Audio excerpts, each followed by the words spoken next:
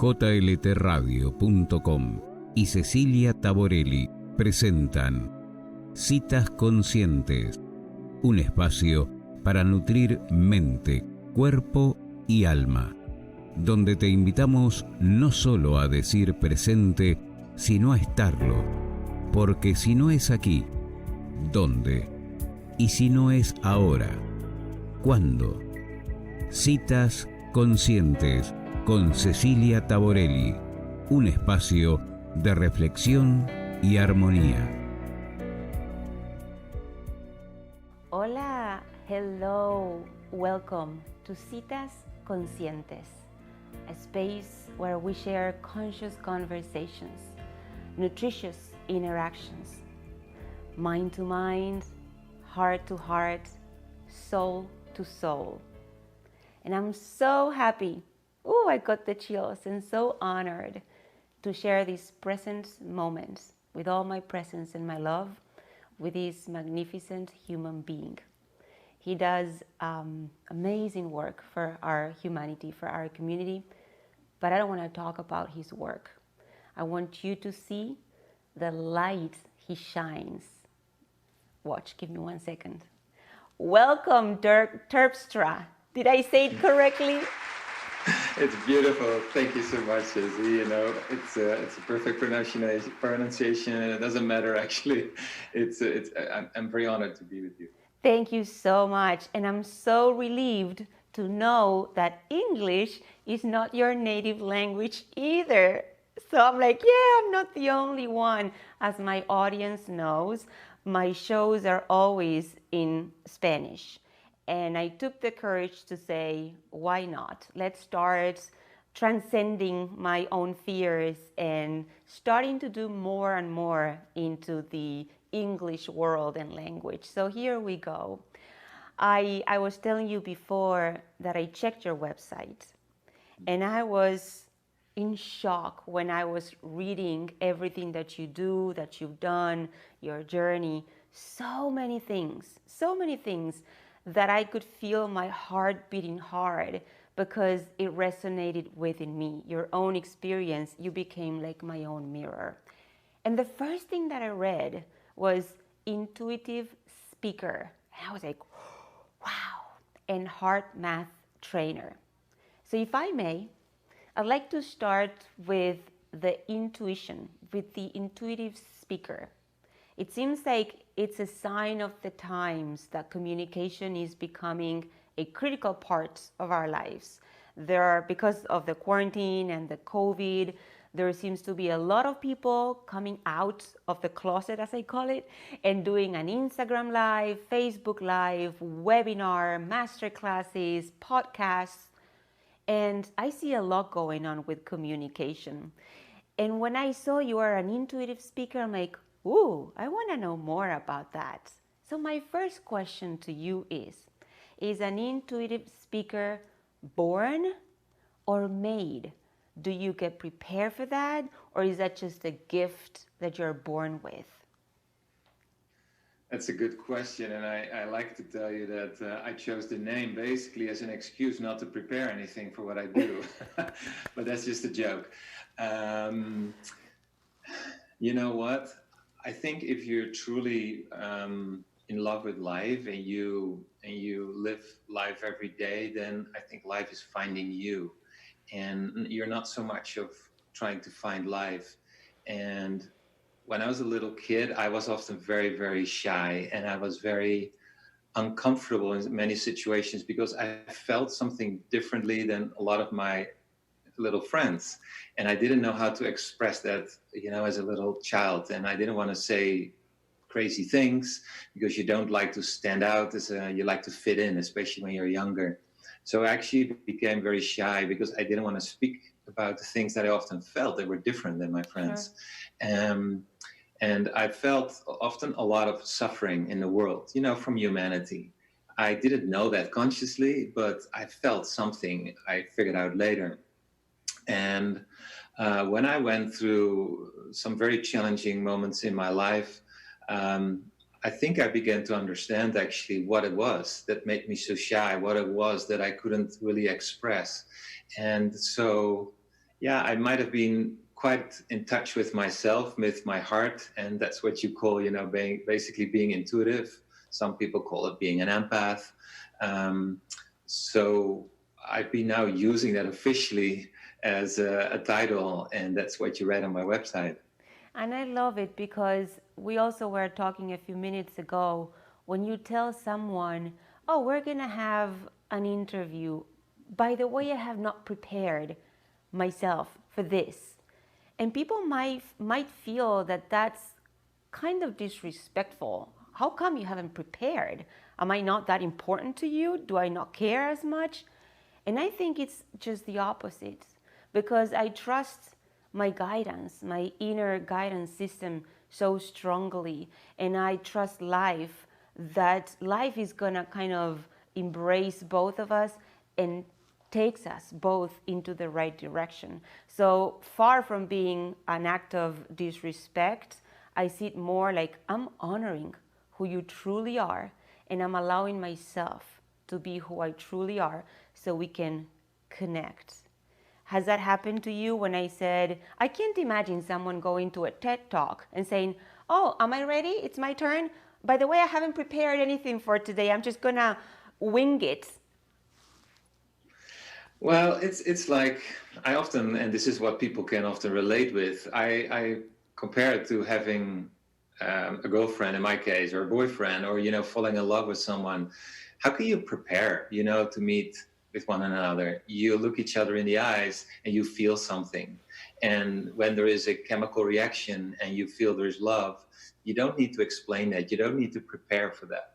And that's the same, I think, in an interview like this, is that there is a heart-to-heart connection. And I'm actually honored that you didn't prepare, because it means is that it's more genuine. Now, I know that you come from the corporate world, right? You were like a general manager for a large multinational for many, many years.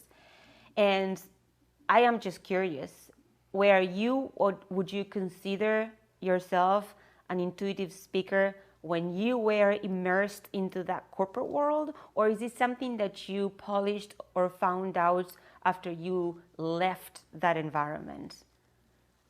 I'm actually happy that you asked that question, and nobody ever asked that question before, because when I was, I quit my career when I was 37.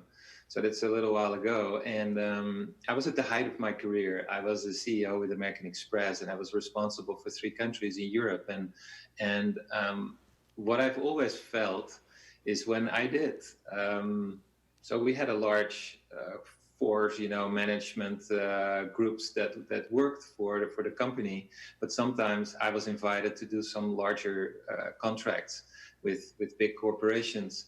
And I was once with one corporation, and I had to do a presentation, and it was about business process re-engineering. And there's a lot of consultants involved in that corporation, and all the top people were there. And I presented it, and halfway through, this financial director, he stopped me and he says, please, Mr. Terpstra, what you explain sounds so simple. And he says, I have like experts over the floor here all the time. And he says, but you explain it as such a simple term. Is it really that simple? And I said, yeah, it is. And that basically got us the deal. It was like multi-million-dollar deal. And I like to approach life from a more simplistic point of view, because life is very intelligent, but at the same time, the more complex we make it, the more we lose ourselves in that whole process. So I think there's always been an intuitive part of me that trusted doing business, trusted in relationships, connections, and probably in the work that I do now. So it might not be that very different, actually. I love to hear that, and thank you for sharing that experience.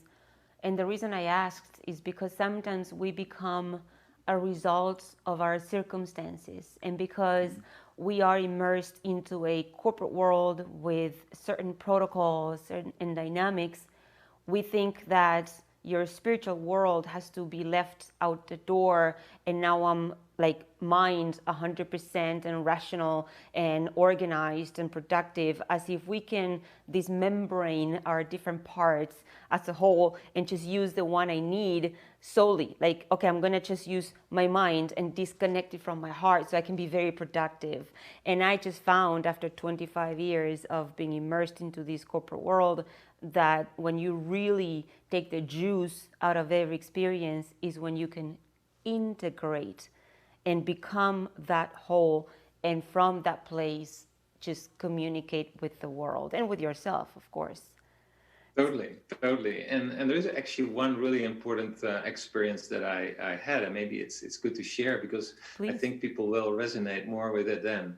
So I had my first boy. I have two boys, and the first one was born, and I was working hard then in Amsterdam, and so one evening, as I often did, I phoned my wife and I said, well, I'm later because I'm really busy.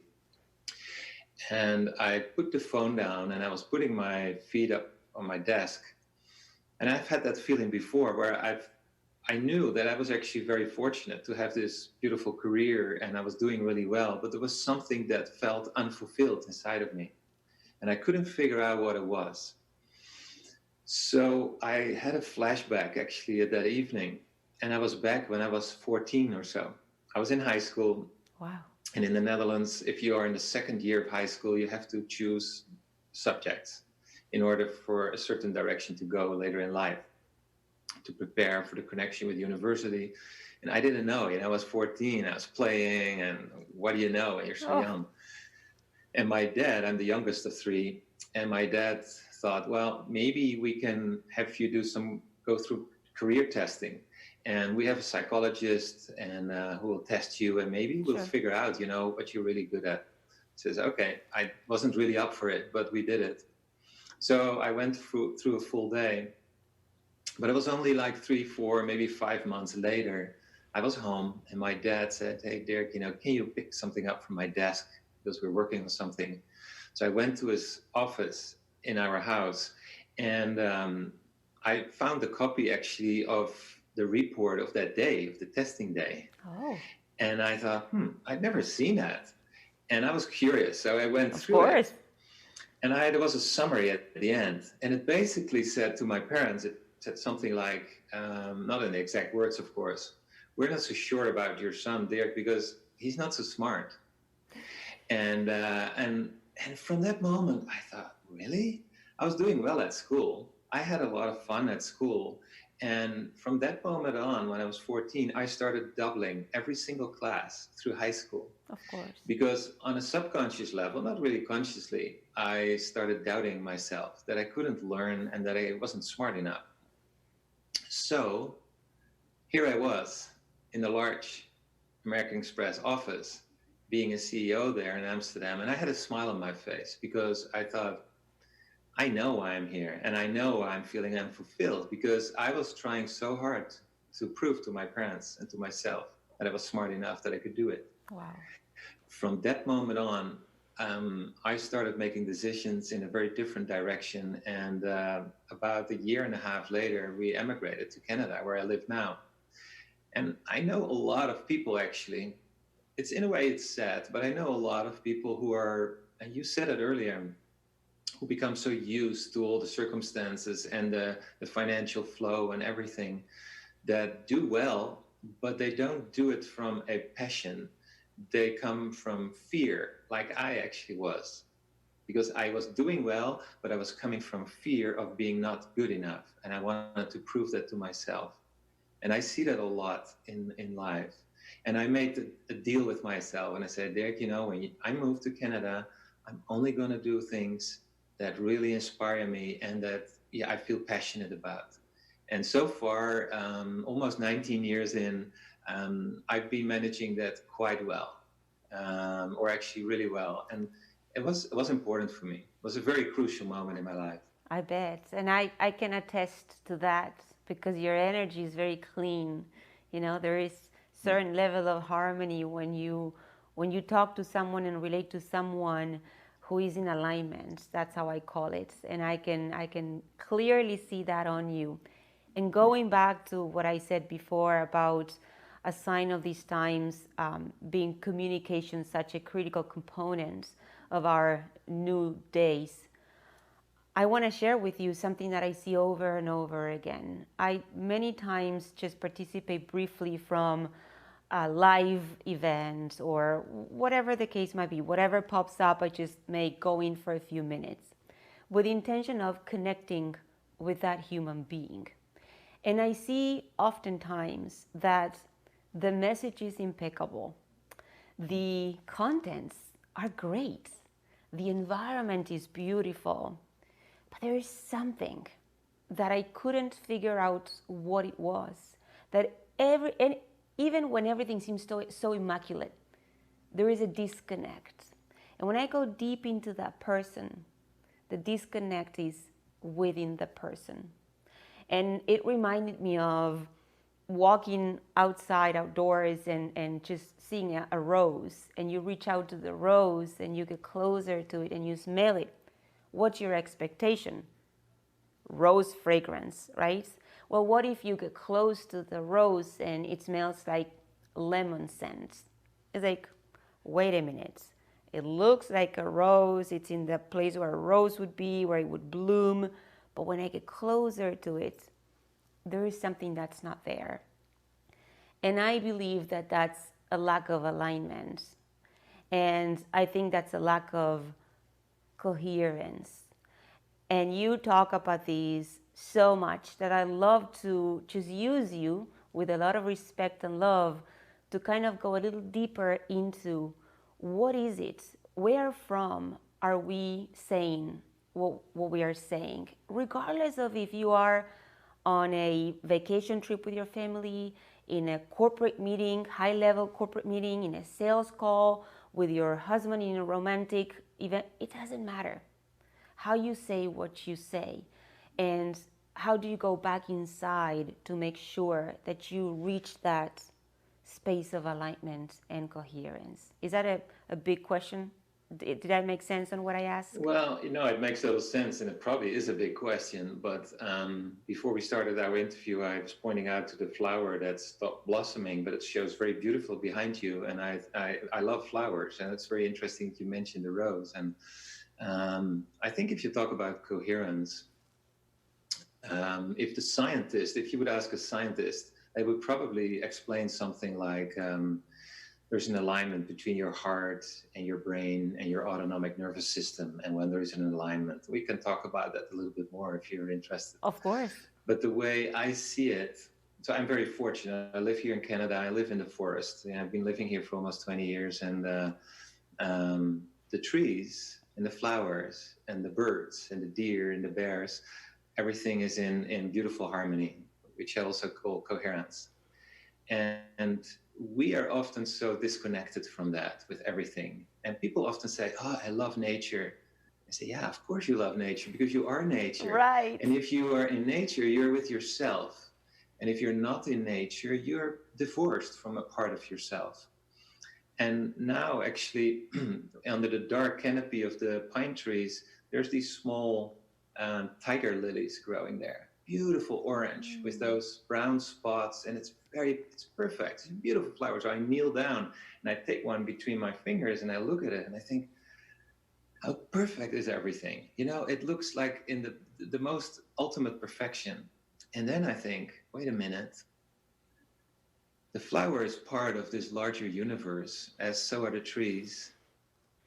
So am I. So why is it that I would ever doubt my own perfection?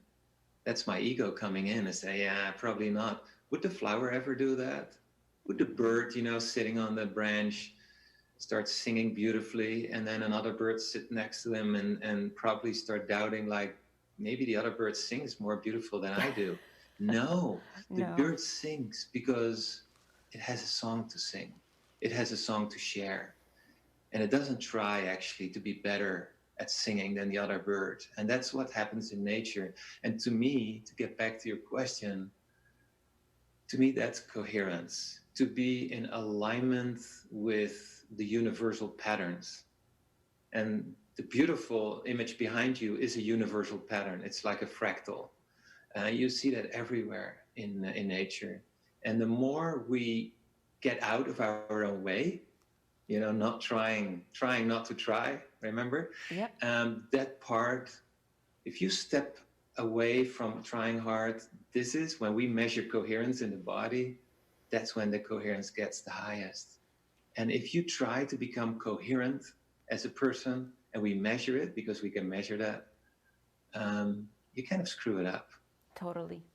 Yeah, and that's a beautiful thing. So we use a lot of the biofeedback in the work that I do, and that's where you can totally see, and I see it in myself. And I think, I want to be higher coherent, and I try, and it goes down, the coherence goes down. And then at some point I think, I'm done, whatever. And when I have that attitude, that's when the coherence gets back, because I'm getting too much in my own way. And yeah, it was maybe a big question, but at the same time, I don't believe it's too hard to be more in harmony with nature, therefore to be more in harmony with yourself, and therefore also to be more in harmony with others, because everything is connected. And there's a lot of scientists who explain, we can say that from a more esoteric and spiritual point of view, says, yeah, we're all one, we're all connected. But there are also scientists who like to do research around that. And one of them is, for example, Nassim Haramein. And I was last year at the Resonance Science Retreat, because he has the Resonance Science Foundation. And it's beautiful to listen about and watch actually how he explains how everything is so deeply connected. Thank you for being a reminder of that truth. We tend to forget. And when before we started recording, I told you I'm fully aware of that I always try to do my best. And the more I try to do my best, the more I stress out. And then when I let go and I surrender and I allow, I feel guilty, because my left brain is telling me, no, you may fail. If you want to succeed, you need a structure, a strategy, a program, a 1, 2, 3 bullet points, a PowerPoint presentation with exactly the way. And I'm like, shut up, shut up. And the moment the camera turns on, that shuts up. And I allow, like, here and now, just to flow with you. And I was so moved when I listened to you describing the perfection of nature, because I thought you were talking about me. And ego and arrogance have nothing to do with that feeling. You're just knocking on my heart. And when the truth is in front of you, I guess that's what you feel. There is no room for questions. There is no room for doubt. So thank you so much for allowing that reminder in front of my face. I really appreciate it.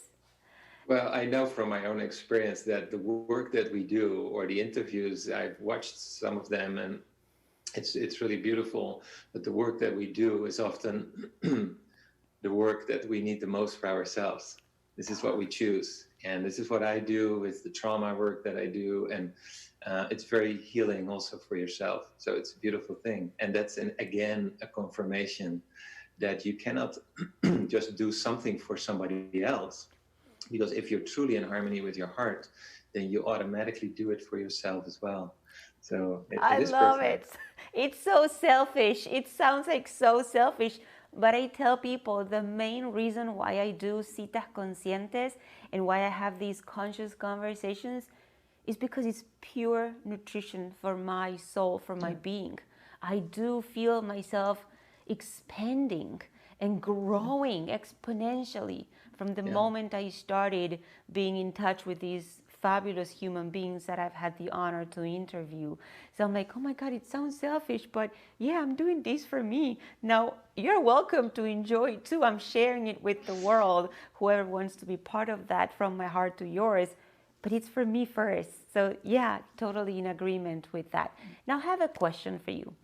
You're saying that we get disconnected from ourselves. And that reminded me of when you buy a new pair of earphones and you have to pair them with the Bluetooth. You pair them with your phone, so they get paired and now they are connected and they can interact with each other. And it sounds great to be in alignment and to be in coherence. And how do we do that? My human brain is like, how? How do we get to that? Maybe it's easier for someone who is going through a good time in her or his life. But when you talk about people with suffering, trauma, a lot of darkness, how can you even ask them to make that connection and be in alignment when you have a heavy load on your shoulders or on your heart that doesn't let you breathe? How? Yeah, I like the analogy with the Bluetooth and pairing, because what happens when you pair, basically you're speaking the same, you're on the same wavelength. Yes. That's only when you can communicate like this now through Zoom. And so there is a frequency around the planet. So I'd like to start from macro and go into micro, and it won't take long.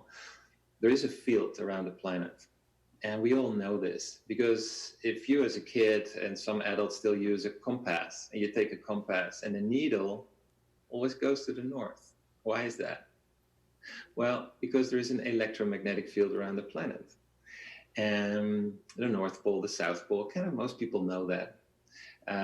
There's this field that's moving very fast actually around the planet, this electromagnetic field. It sits between the Earth and the ionosphere. It's a big space, and it's moving at the slowest speed is usually around 7.8 hertz. That is 7.8 cycles per second it moves around the planet. Wow. And the beautiful thing here is, and now here's the magic, what most people don't know. So this is a toroidal field. It looks like a donut shape, this toroidal field around the planet. You think, okay, but what has to do with me? Well, you're part of that field. And the heart, the human heart, about this size, produces the exact same toroidal field around the human body, reaches about 3 feet around the body, and it looks the same, because when the heart beats, there's an electrical impulse. And with the electricity, that's physics, there's also a bit of magnetism. So you create an electromagnetic field. And that electromagnetic field is fairly large and very strong. But here's the cool part. If you start becoming more coherent, and we can just do a little exercise here, for people to practice, because that was your question. I love it. So then the frequency in our field aligns fully, if you're high coherent, with the frequency around the planet, 7.83 hertz. And that becomes exactly the same frequency. So now we're pairing. Oh, I love it. Yeah, so you, as a Bluetooth device, is pairing with the universe. That's what you do. And when you are pairing with the universe, I just made this up, but I really like the analogy. I mean the word pairing, not the rest. So when you're pairing with the universe, anything you need to know is accessible to you. This is why we don't prepare if we're an intuitive speaker, because you are paired with the universe. And then you don't need to second guess. You don't need to think whether you're good enough. You don't need to doubt whether your English is good enough, because you speak from the heart and you listen from the heart, you feel from the heart, and everything is actually perfect, like the flower. So it's actually very simple. And so what you announced, I'm a HeartMATH certified trainer. And so for those who are not too familiar with HeartMATH, the HeartMATH Institute in California have been doing research for almost 30 years around the intelligence of the heart. And they have found is that you can change the rhythm of your heart. And when you're stressed, what you mentioned around what's going on in the planet, I don't even like to mention the word, the C word that I call it, because there is also often a lot of energy going towards that place. And so a lot of people are stressed. A lot of people might have lost their jobs, or what you see is going on in all the different states in your country and everything. So our body gets stressed. And how can we measure that? Is that the heart starts beating in a very incoherent pattern, a very irregular pattern. It's not healthy. because the heart communicates with the brain through the vagus nerve. That's a large nerve bundle that starts here at the base of your skull, basically, and runs through your body. And there's information flow, like the pairing, with the Bluetooth. But here is the thing. The information flow from the heart to the brain is much stronger than the information flow from the brain back to the body. So where you might think that you're really smart and doing the right thing by using that analytical mind, the flow from the heart is much stronger, and it will override things in the brain. So if you start creating a very coherent pattern in your heart, in and around your heart, in that field, in that electromagnetic field, there's a very coherent information flow through the vagus nerve to the brain, and the brain gets coherent information. And it's basically like, hey, we're good. You can do your job because we're healthy, we're fine, we're safe. And the brain starts releasing neurochemistry into the body, and you start feeling calmer. Your hands get warmer and not so sweaty when you are nervous like this, or you start shaking. And so there's a very simple technique that you can use. And there's basically 3 steps. This is basically HeartMATH explains it in this way. Usually, if you just notice, and maybe for you it's a little different, for the average person who watches this, how deeply are you breathing? Are you even moving your chest, or is it tight here? And often we don't breathe very consciously. So the first step is actually to start breathing more freely, deeper and slower. And HeartMATH basically explains it about 5 seconds in. So it's very slow. It's about 5. And then you let go. You don't hold it, and you let go for about 5. And then you breathe in. You take your next breath in. It goes really slow. And then while you're breathing this deeper, and even listening to me, maybe you can imagine that your heart has 2 lungs that you're breathing through, and you feel the air flow through your chest while you're breathing this deeply. Just feel that air flow. It means is that the awareness goes there. If your mind is still busy, just tell your mind, just pause for a moment. You've been Leave me not alone. that important. You think you're important, but you're not really. I'm busy breathing now. Love it. So you're breathing slowly in and out. You feel the air flow. So that's actually the second step, the feeling, the awareness going to the heart. And then the third step, while you keep breathing slowly and deeply, is to change your emotion and say, yeah, I might have a lot of reasons to be stressed at this moment, but if I'm really honest with myself, I'm actually grateful that I can breathe, that I can freely breathe. I'm grateful that I'm alive. I'm grateful that we can connect through social media, or this media in this case. I'm grateful that the sun is out and I can see a breeze in the branches and the trees. A lot of things we take for granted. So if you breathe slowly and deeply, you bring awareness to your heart. So imagine the air is flowing. You change your emotions. If we would measure you now, your coherence goes up. There's a more beautiful and harmonious communication between your heart, your brain, and your autonomic nervous system. That is the part of your nervous system that you don't have to do anything to digest. You don't have to do anything to have your blood pump on a regular basis, or your fingernails grow, and all these things. And that's more than 90% of all your internal functions are being regulated through the autonomic nervous system. So if there's a natural flow, coherence, then you're at your best. And that's basically a long, long answer to your question. But it's not too hard to practice this every day, just for a few minutes. Yes. And I like to start in the morning, when you get up and you're busy. You say, I take 3 minutes, 4 minutes. We might be very different. We speak different languages. We live in different parts of the world. There's one thing for sure we have in common. So we have all 24 hours a day. If you can't find 3 or 4 minutes of your day to look after yourself and do something that is very supportive for your system, well, what is the message which you're giving yourself? So, and everybody can do that. So you set the tone of your day, you breathe, you slow it down, you feel your heart, You say, well, thank you. You know, you feel that in your heart that you're grateful. And then you move on your day. And it's very healthy. So healthy for your immune system that a lot of people worry about these days. It's the best you can do for your immune system, for your digestive system. Mm-hmm. You can think more clearly. You can make smarter decisions as an executive. You're more in tune with everything, with nature, and so. I love it. Thank you for sharing.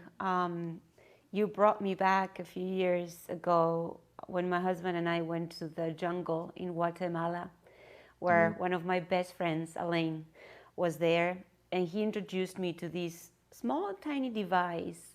We were going through a lot of inner work, and he said, I have something for you. I want you to try it. He gave me this little device, and he showed me there is some lights, different color lights. And he said, I want you to listen to this music for 21 minutes and just follow the rhythm of the lights, and you're gonna have to breathe in a certain pattern for 21 minutes. And I'm like, that's a piece of cake. I can do that easily. That's not a problem. So I sat down in a very dark room by myself, and I started breathing. 2 minutes into it, I wanted to run away. I wanted to smash that device, throw it, through the window, and just go out and play. I felt like rage, like, do I really need to do this? I mean, this is a waste of time, come on. But I continued because I promised him that I would do it. So I finished the 21 minutes and I was in total bliss. Deva Premal was playing with a beautiful mantra for 21 minutes. And I just was in total bliss, so much so that I wanted to keep going. I didn't want to turn the light on and say, hey, I'm done, Alain. But I had to. So I stepped out of the room, gave him back the device, and then he connected it to a computer. And he said, let me show you this now. And he showed me like a graph, like a line graph. And he showed me how my heart had been behaving for those 21 minutes. And he said, see, your heart has an intelligence of its own. And I'm like, wait a second, what did you just say? And so I bring that back to a Cita Consciente that I had a few weeks ago about the hydrotherapy for our colon, the colonics. And there is a doctor who said that our gut is our second brain. So I'm like, okay, I'm breaking all the paradigms here. Okay, so my gut is my second brain, and now my heart has an intelligence of its own. And I love it because we're learning to look at ourselves above and beyond what science has taught us. And that allows a new space for us to inhabit. And since I know you know a lot about this, I'd like for you to explain for those people who are the analyticals in the group, how do you see that in a graphic way, in a visual manner, what you just described? How can you see that alignment, that coherence in a visual way? Yeah, it's in a way, it's very simple because you explained about the computer, and your heart obviously beats, and otherwise you wouldn't be alive. And so let's say you have 60 beats per minute. People think that every second there's a beat. And if you have every second a beat, then you have 60 seconds a minute, 60 beats per minute, and it's always a second in between the two beats. Okay. Right? That makes 60 beats per minute. But that's not the way it works. Your heart is never constant. Your heart always speeds up. If you look at a graph and it slows down and it speeds up and it slows down, this is what we call HRV, or heart rate variability. And then you might say, yeah, but that's not healthy, it should be really, should be a good rhythm there, but it needs to speed up and slow down. And the reason for that is that it's basically a reflection of your resilience. How resilient are you emotionally, physically, mentally, but also spiritually. You know, how open are you to other people's values and beliefs? So that variability, you can see that on a graph very easily. And here's the cool part. When I ask you to breathe deeper, what happens when you breathe deeper? Your heart actually speeds up. And when you do that, your heart rate slows down. So when you just practiced the deeper breathing, what you did, if we would connect you to a monitor, you would see your heart rate go up even more. And it slows down even more because we were breathing actually deeper and exhaling deeper. And what did we just conclude? The difference between the high and the low, the heart rate variability. The more variability, the more resilience. I love it. So just through that breathing, what we just did together, you are developing more resilience in your system. And that's why it sounds so simple, but it's very profound. And there's one thing I like to add to this, because it's really, really important. And because I do a lot of trauma work, as you know, I work with veterans with PTSD, and we run a clinic here in Canada, which is funded through VA. And so I work with these people every day. The interesting part is that you can try to heal no matter what, with your gut you spoke about, or anything, but the body can only start healing when your nervous system is settled. If your nervous system is a little triggered or a little more triggered, you can do whatever you want, but there's like a little switch.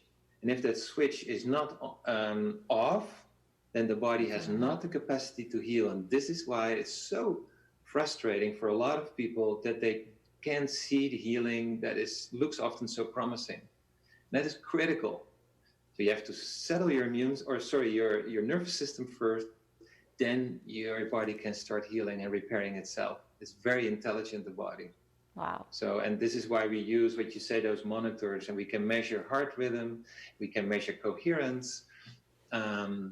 But in the end, it's very easy. And like yourself, maybe, if you are, let's say, a little competitive, and I work with the veterans, and they look at the graph, and they say, I want to do better. So it looks like a computer game. And you start competing against yourself. And Pushing I think, yourself. well, how can you ever compete with your own heart? And this is where the thing comes in again. Like, there's this beautiful saying: the moment you don't want anything, that's the moment you can have anything you want. Get out of your own way. And that's when the coherence gets the most beautiful. And that's how you support your own system the most. That's the hardest to do for most people. I love it. You just mentioned a subject that's so intense, the PTSD, the trauma in our society. And there is a doctor that I followed for a long time that I admire profoundly, Dr. Gabor Mate. And he just announced the release of a new documentary in the fall of this year. And the name of it, just the name of it, I watched it, but just the name of it was like, okay, this is him. It's the wisdom of trauma. The wisdom of trauma. And you think, wisdom behind the trauma? What is behind it? All that there is darkness and suffering. Where is the wisdom? So what do you get? What can you get? I know you have a lot of experience, as you said, in working with veterans, and I know the amount of darkness that they go through. What do you feel is the gift behind that trauma, and how you access that jewel, that gift that's waiting for all of us? It's a super important question, because we live in a society that basically says, oh, you've been diagnosed with PTSD, so I'm so sorry. Thank you for your service, but you're a victim, basically, until you die. And so our VA system is set up for that, and it works really well. But what kind of a life is that somebody holds your hand and say, I'm sorry, you're a victim, and we'll support you. Here's the beautiful thing, and I talk about the wisdom. If a doctor, and I often say that to the people that I work with, I say, so the doctor and the psychologist, they diagnosed you with PTSD, right? I say, yeah. I said, were you diagnosed with PTG? And the guy said, no, what is that? I said, you weren't diagnosed with PTG? And he gets a little worried. I said, no, what is it? I said, before too long, you will suffer from PTG because it's post-traumatic growth. And as soon as a doctor would say that if you go through a process of healing, the most intelligent, the most beautiful elements will, radiate from you. Because when I see people start healing, they are so grateful. They've seen the worst parts of their life, sometimes for 10, 20, 30 years. And you know what they all say? I want to give back. I want to do something for society because I feel there is so much to give to life. And so there is a lot of wisdom in the body. And I work with the wisdom in the body. I don't work with the things that are broken or seemingly broken because they're not broken. They're just out of balance.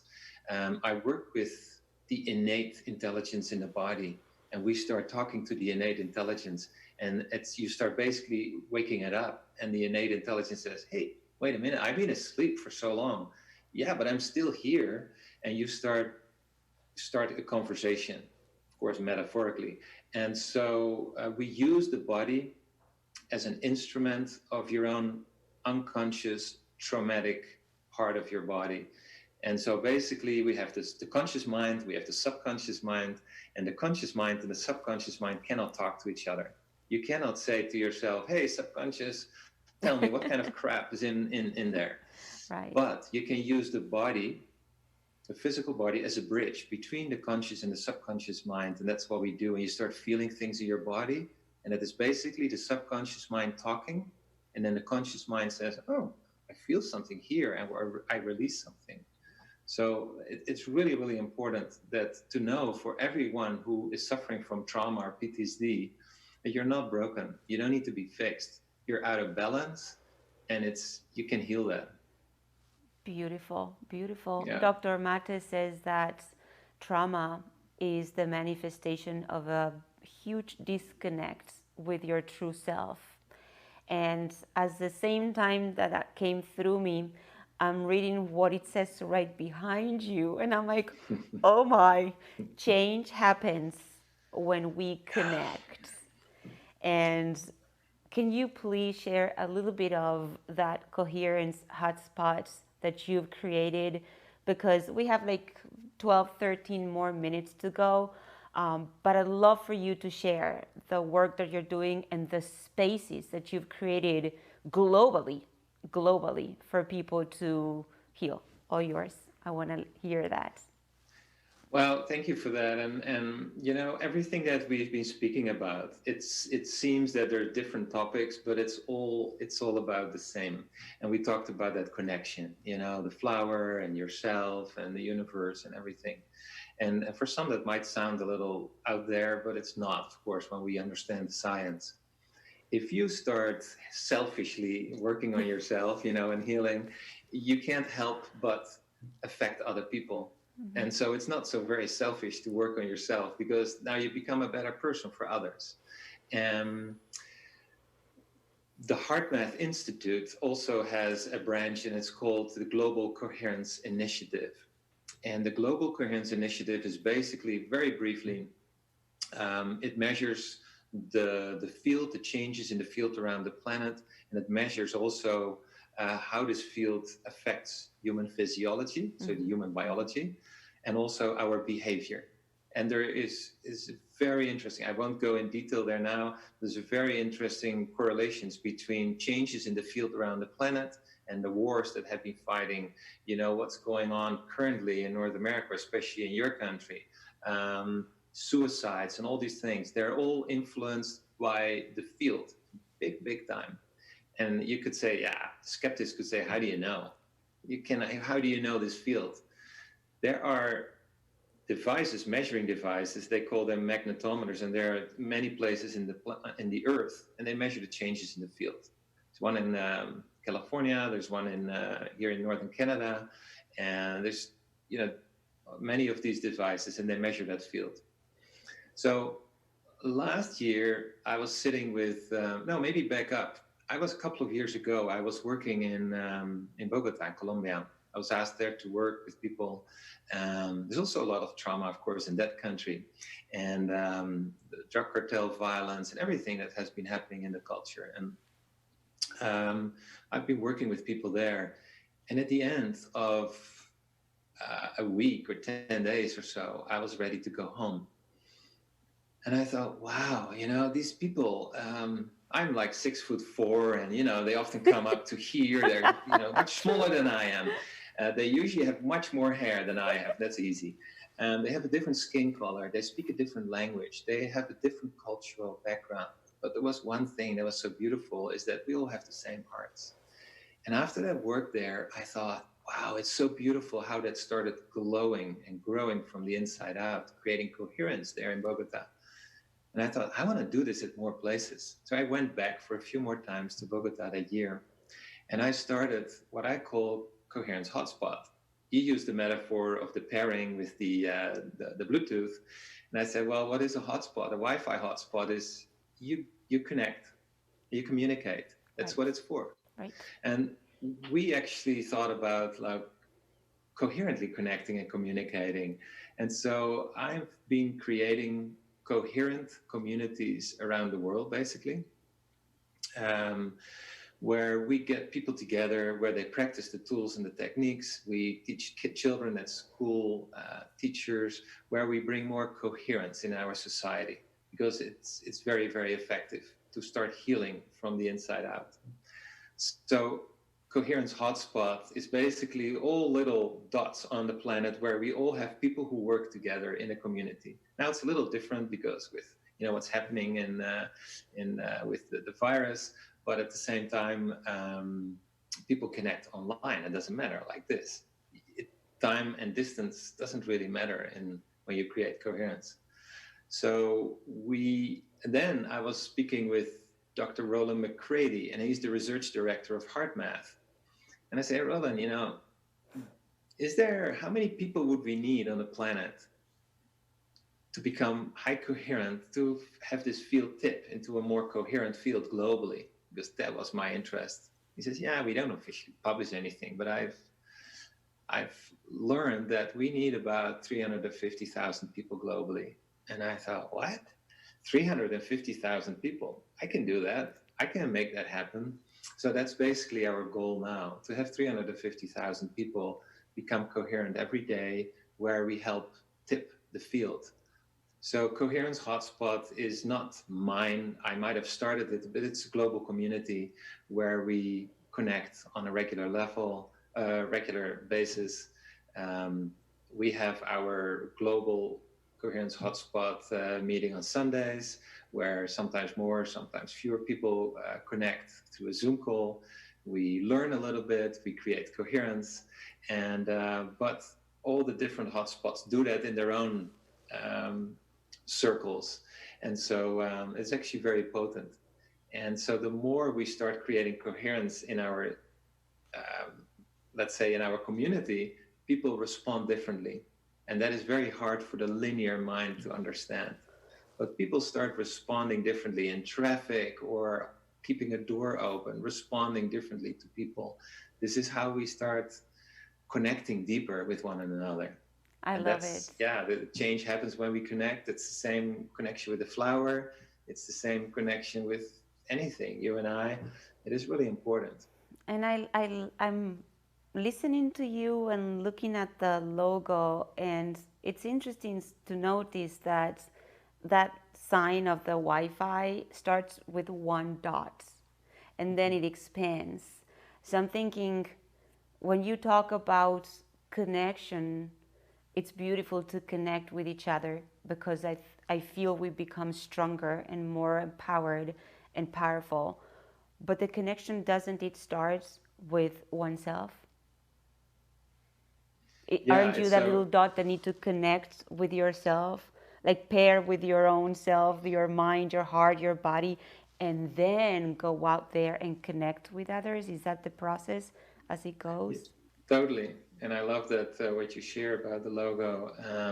Yes, and that's what we spoke earlier about. When we start creating coherence for ourselves, inside of ourselves, That's where you need to start. That's always where we start. But if we get to come together as a group of people, and there's a lot of experiments have been done like this, also with meditators. But I always say coherence, this is where people sometimes get confused because they think coherence is similar than meditating, and it's not. Thank you. Because that breathing and that focus, Yes. very intentional, that is basically meditating on steroids, what I would call.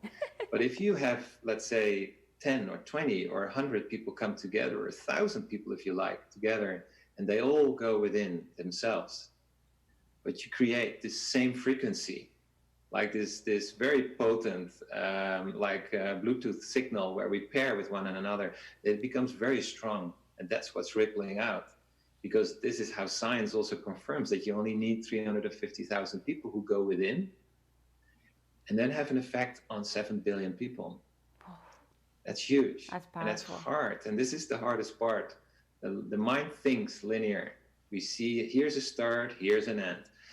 We started this time, and 60 minutes later, we stop the interview, and we think, we hear where we were born, that's where we die. But that's not how life works. There is an infinite spin on everything. And so there is no linearity. So if you create coherence, that's not linear. So the mind cannot really understand it, but the heart feels it. And last week we had a new person from Mexico City joining us, and he was in our breakout room. And he says, yeah, I'm new here. And I don't even know what I'm doing here, he said. I said, that's cool, it's really cool that you show up. So we chatted a little bit, and we found some similarities, and we took a few breaths. And at the end, he says, I know what I'm doing here because it feels really, really good. And he says, the mind tried to explain why I was here. But he says, my heart, he says, really feels that I belong here, and it feels really good. It was so cool to notice that. Absolutely. That's fascinating, Dirk. I have so many questions and things that I love to continue to share with you, but we're almost over with the time that I kindly requested from you for today. I'm sure there's going to be much more to be shared. And I'd like to humbly close with one of the things that I did read in your website or one of your sites, where you made reference to closing the gap between what we pretend to be, what we should be for others, or to prove them wrong or right, and the true self. And I love that message. And I think that kind of summarizes everything that we talked about. It's an opportunity, it's an invitation for our audience to really honor their true nature and self. And from that space, come out and shine their lights. If you'd like to close with something else, I have a couple more minutes, but thank you so much for shining your light today. Thank you so much. I really enjoyed connecting with you and having this fun conversation. It's very meaningful at the same time. If people ever want to maybe have something completely focused on trauma, and we can even do some of the techniques, I'm very happy to do that, because I know there's a lot of people who suffer from trauma and PTSD. But thank you for bringing that up. Yeah, so if you can close the gap, where you want to be or where you think you are, just get out of your own way again and take a deep breath.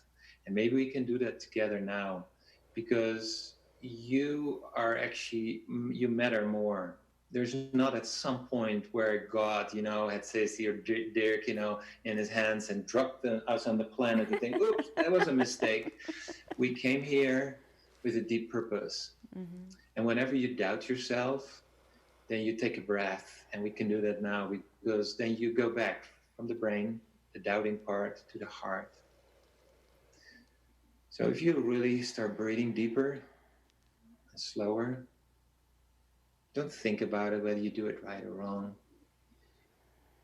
It's the first thing we did when we left our mom's womb. We started breathing. And just feel that air flow through your chest. Maybe you can feel grateful for being on this call, tuning in to this beautiful interview where two people share from their hearts.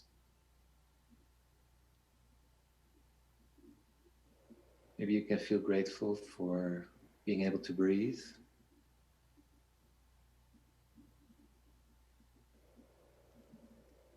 And just to connect with one another.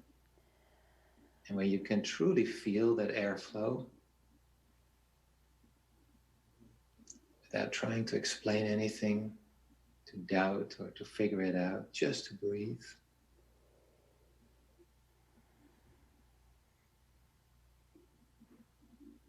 That's where you create coherence in your system. And as we know, it's not selfish, because it's rippling out to everyone. And never forget, the beautiful Maya Angelou, she always said, people will forget what you say, and people will forget what you do, but people will never forget how you make them feel. So I really, really appreciate you reaching out to me through this beautiful synchronicity. Thank you Thank you, much. Cici, so much. Thank you. Really appreciate you. Thank you. We'll see you soon. For my beautiful audience, thank you for being with me one more time. I enjoy this to the fullest. I'm very blessed and grateful for being able to do this. Just keep in mind, this is about reconnecting with yourself. We are never a result of our circumstances or situations. We are the cause of the effect that we choose to have in our existence. Thank you one more time. God bless you. We'll see you next Thursday. Hasta aquí compartimos Citas Conscientes con Cecilia Taborelli. Citas Conscientes, el espacio para nutrir mente, cuerpo y alma.